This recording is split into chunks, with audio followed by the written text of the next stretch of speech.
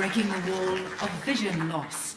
Joshua Chu-Tan, the Australian National University. So if I asked everyone here to think about the one sense that you couldn't live without, I'm willing to bet that most of you would have immediately thought of your sight. That's because our vision and what we see plays such an integral role into how we perceive the world around us. Now, the tissue responsible for that is known as the retina.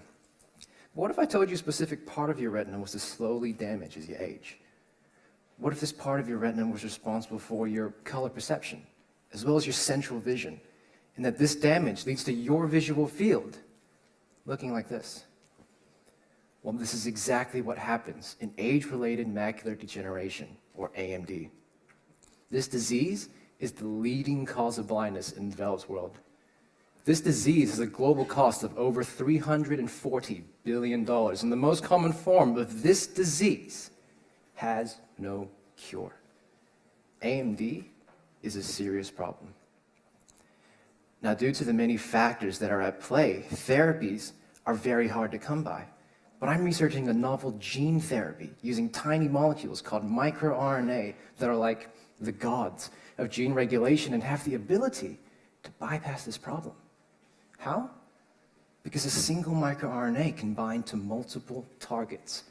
So instead of controlling just the one gene, we're controlling its entire pathway. Instead of superficially cutting just the stem of the weed, we're ripping out the whole root. So in AMD, we know that the inflammatory pathway is playing a major role. So we've injected an anti-inflammatory microRNA into the eye and saw a decrease in the genes for inflammation, cell death, as well as an increase in visual function.